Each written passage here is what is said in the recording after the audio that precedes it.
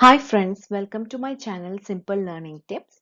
So in today's video, we'll be discussing about Employee State Insurance Act. Okay. So before moving on to the topic, I just want to give a shout out to one of the question bank set that I have launched.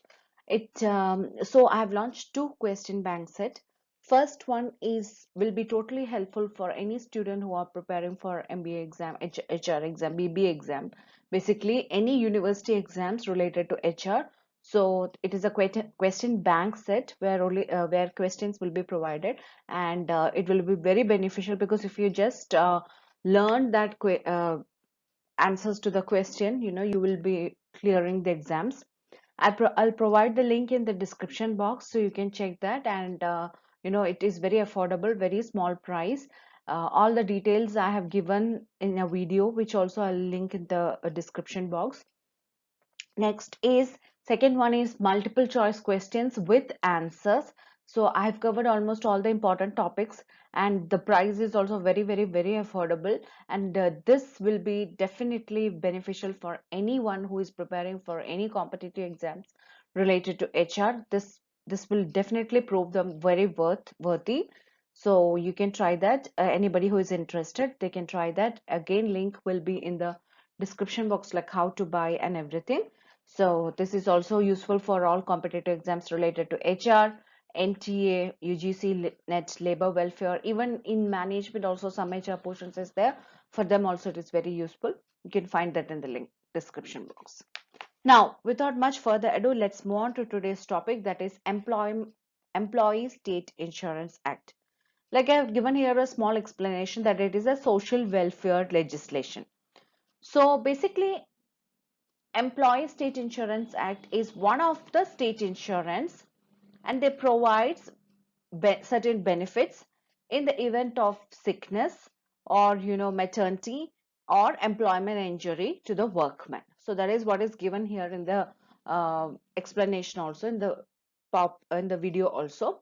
So you just go through it. Okay, so basically you understand that it is a social welfare legislation, and it provides benefits to the workmen.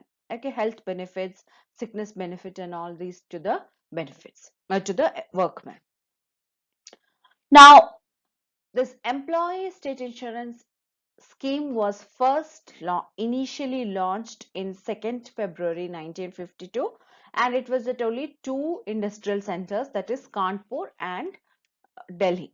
Then later it was phased out to almost all parts of India. Now here I have given that where it is applicable. This Employee State Insurance Act is applicable to all factories which has 10 or more employees. Now this excludes seasonal factories, and this factories, they if they does manufacturing process with the help of power, then 10 or more employees. If it is without the help of power, then it is 20 employees. Okay. Now, also the employer should get his factory or establishment registered with the ESI corporation within 50 days after the act has become applicable. Okay, so within 50 days, within 15 days they have to get the approval registered with the ESI corporation, and also they have to get a employer's code number for this ESI act. Next one. Now, this employee scheme is a self-financing health insurance. Okay, so obviously there should be some kind of contributions. Now, these contributions are taken both from employees and their employers as a fixed percentage of wages, and over there is a contribution period also. Okay, so it is taken both from employees and employers. Now there is a rate, and keep in mind that this rate will be updated. Okay, so whatever I'm going to say is whatever rate I'm going to say, that is currently presently that is the rate, but it will be updated in the future. So please be aware of that, and you can do a simple Google search, you will get it. Even ESI corporation website is there, so you can go through that and you will get the updated contributions from employees and employer. Okay, but presently with effect from 1/7/2019. Employees contribution is 0.75% of wages. Okay, and employers contribution is 3.25% of the wages. That is the contribution that they have to make. Now if someone is if a person, if an employee's daily wage is 137, they are exempted from paying the contribution, but their employers will have to make the contribution. Okay. Now, also one more thing that I want to mention is there is a wage limit for this. Okay. So again, this wage limit for the employees, okay, that they are covered under to be covered under the Insurance Act, the employees has a wage limit. Okay, and this wage limit will also keep on updating, but presently I'm just going to give the present wage limit. Now present wage, existing wage limit for the coverage under act is rupees 21,000 per month, with, and this is with effect from 1/1/2017. And again I'm telling, this is not the final rate, and it's not like it will be, it is like a fixed one.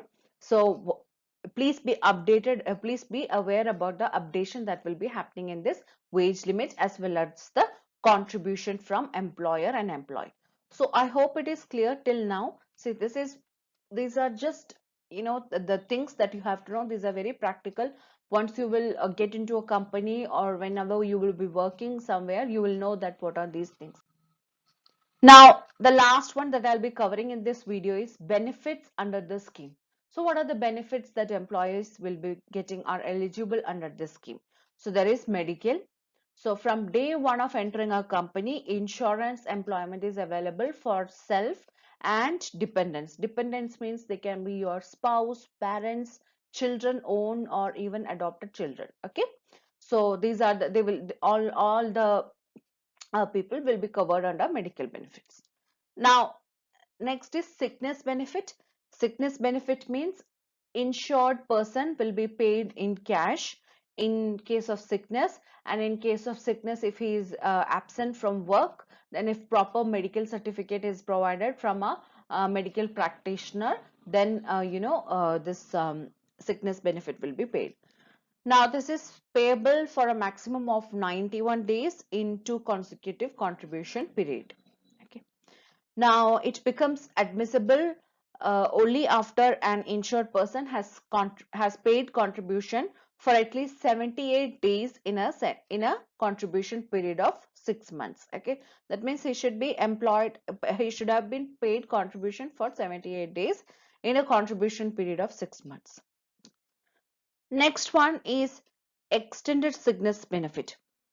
Now, this is also payable to insured person for 34 specified long-term diseases. There are certain long-term diseases mentioned, and when they are taking treatment, prolonged treatment, or if they are absent from work for long days, this extended sickness benefit will also be given under the condition that a certified medical practitioner should give a medical certificate. Now they will be for to become eligible for that, the employee should be should be under insurable employment for at least 2 years. Okay, then only he will be eligible. Next one is maternity benefit. So any insurable women in case of confinement or miscarriage or sickness related to all this will be getting maternity benefit. Okay, but they should have paid the contribution for 70 days in 1 year. And normally this maternity benefit will be paid for 12 weeks, and it can be even extended to 16 weeks in case of medical emergencies. Okay, so these are the concepts, so you just understand. I'm just telling you as a story, so you just understand this. Okay.